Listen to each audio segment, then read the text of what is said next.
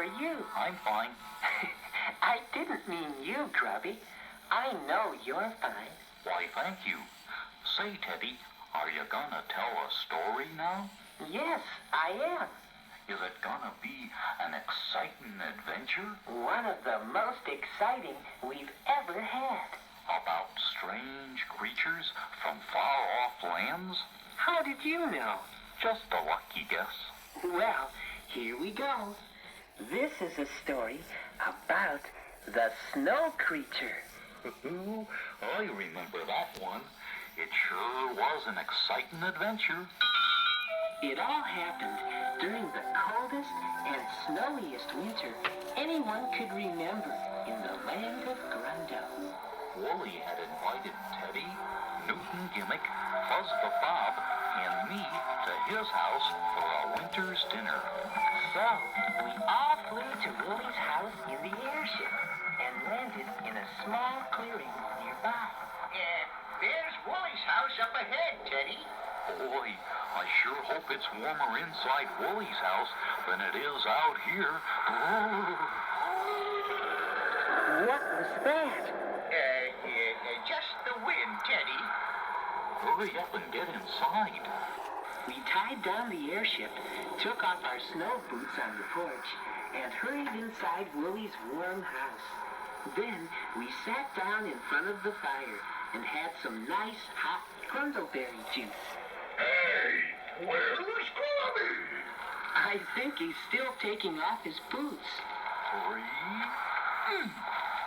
4, 5, 6.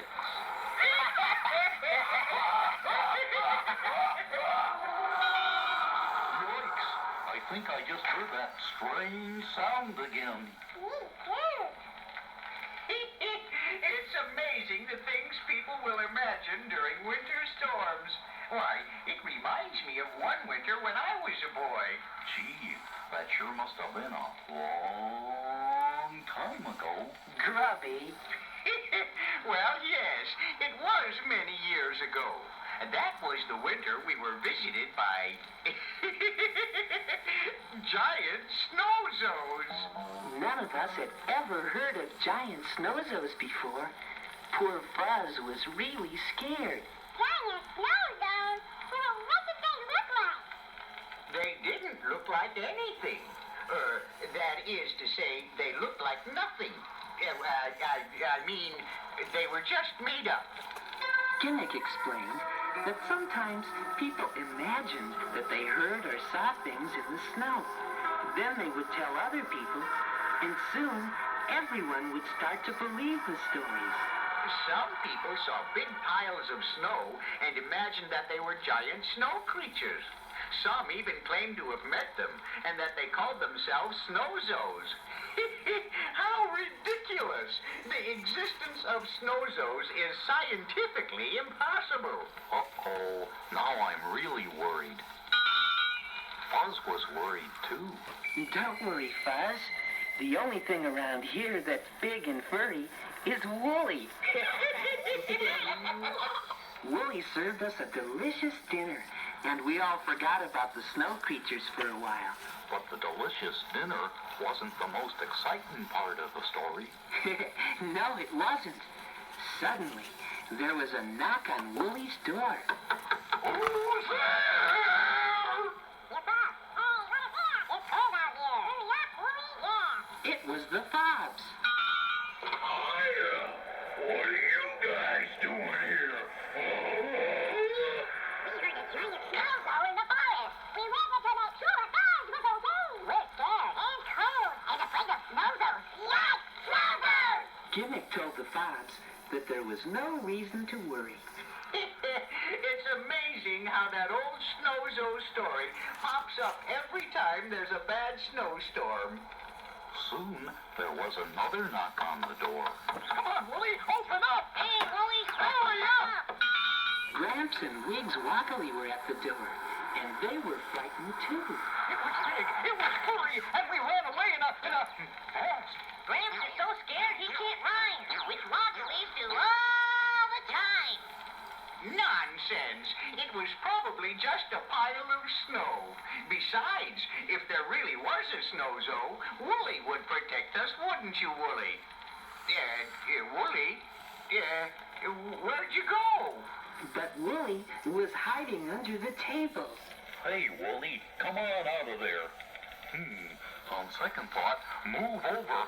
I'm getting under there, too. Everybody Maybe you could make room for me, too? I think you're all acting very foolishly. Suddenly, the door opened, and in flew Leota the wood sprite. Teddy, all of the school children are worried and upset. We've got to do something about the giant snowzos. Now everyone but Gimmick was hiding under the table. It sure is crowded under here. I was here first. Excuse me, Grubby. Your knee is in my eye. Which knee? Third from the left. I still say there is no such thing as a Snowzo. Don't believe everything you hear. When you have a scientific mind, such as mine, you believe nothing that you hear and half of what you see. All things must be proven before reaching a conclusion. And your conclusions must be reached scientifically. So don't believe everything you hear. Many things you hear are just not so. If you heard someone calling, look out, the sky is falling. What would you say? Look out below. No, don't believe everything you hear, or you might start seeing creatures in the snow. Oh, no! Until you learn more about it, you should always doubt it, and don't believe anything until you really know. We saw a creature. Don't believe it. By a tree. No way. Sounded strange. Just the wind. Oh, gee. We heard a funny noise that sounded kind of weird. I saw a snowman with a beard. Impossible. So don't believe everything you hear. They think they even saw some Snowzo traps. Until you learn more about it, you should always doubt it. And don't believe anything until you know the facts. Maybe Gimmick's right. Still, you got to admit, it's rather strange that nearly everybody here has heard or seen it. I'm sure it's just a story or a fable. But there's still more coming out from under the table. So don't believe everything you hear. Even when the thing you hear goes, Till you learn more about it, you should always doubt it. And don't believe anything until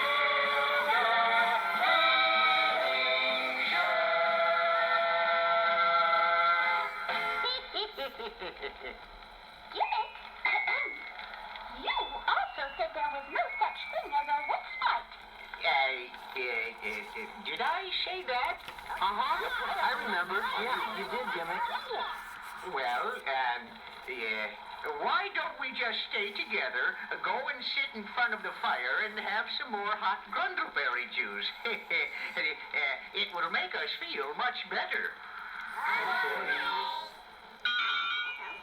So, we all sat down in front of Wooly's fireplace. It looks like we're out of firewood, Wooly. I think Gimmick should go outside and get some more. Yeah, let Gimmick go.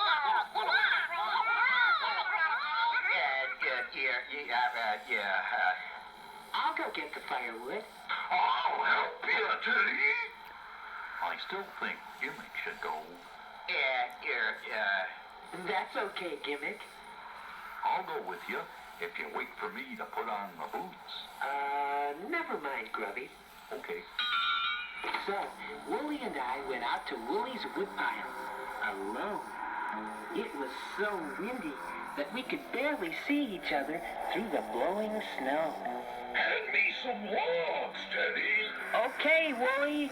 1 log, 2 logs, 3 logs.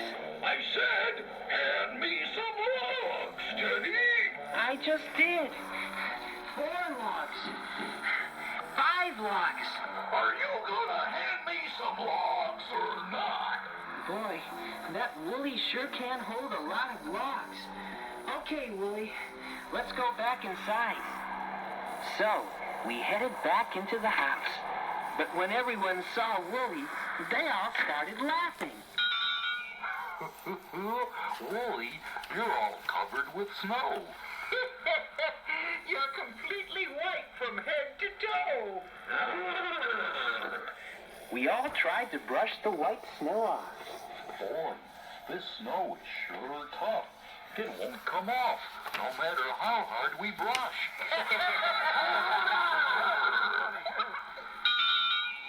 But a moment later, the door opened again, and in came Wooly. Hey, Teddy, how could you leave me out there? I could have met a giant Snowzo or something. There were 2 Woolies standing side by side. We looked from one Wooly to the other until we realized that the big white Wooly wasn't Wooly at all. It's Giant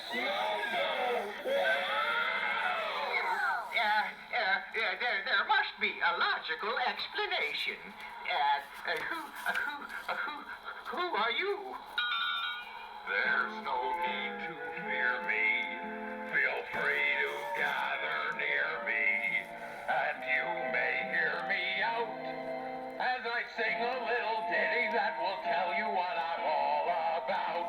Continue, do we beg of you?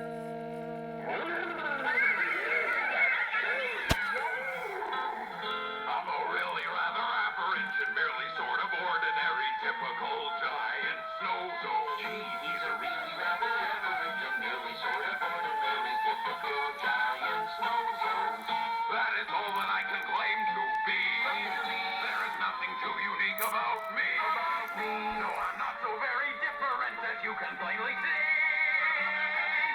We can plainly see that he's a really rather average, really sort of ordinary, typical giant Snowzo.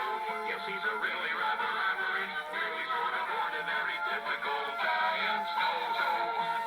North of the land of Ying is where we Snowzos are from. Oh, really? And this far south we very rarely come.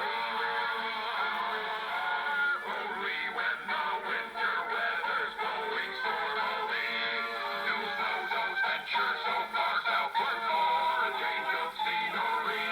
For a change of scenery.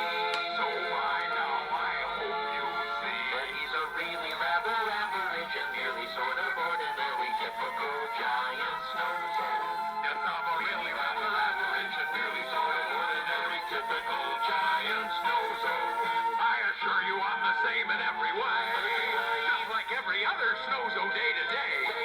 For in the north we're all like this, and that is why I say. That is why we say that he's a really rather average and merely sort of ordinary, typical giant Snowzo. Yes, I'm a really rather average and merely sort of ordinary, typical giant Snowzo. We're really very friendly. Hey, you sound like Wooly, and you look a lot like him too. Yeah, except that Wooly's purple. We have a legend about a young Snowzo who long ago disappeared from our mountain and was never seen again. You might be that young Snowzo, Wooly. Me? A Snowzo? Hey! It was true that Wooly didn't really know where he came from. The waters of Rainbow Falls could account for your purple coloring. Mr. Snowzo, a little while ago, you said we are very friendly. Does that mean there are more Snowzos nearby? Why, yes. My family is right outside. The Snowzo opened the door and called out until his voice echoed throughout the forest.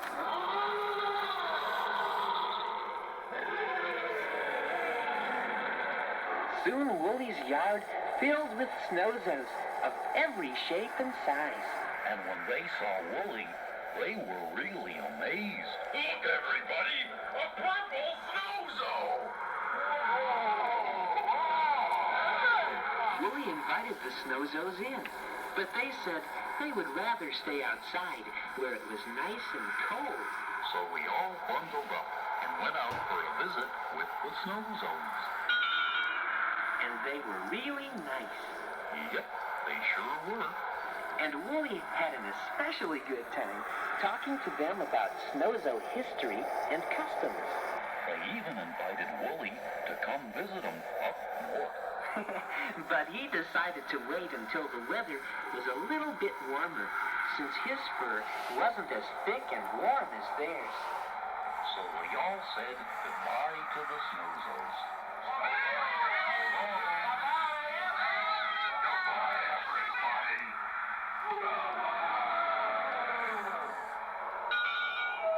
Well, that was an exciting adventure, Grubby. We made some new friends from a far-off land during that cold, snowy winter. Yep, and I learned something too. I know, Grubby. Don't believe everything you hear. Nope, I learned the reason Snowzos say, "Ooh." Uh-oh. I'm afraid to ask. Okay, Grubby. Why do Snowzos say brrr? Because they're always cold.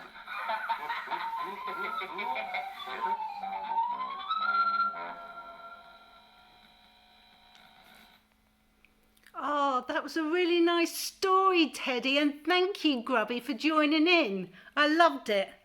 Bye, everyone.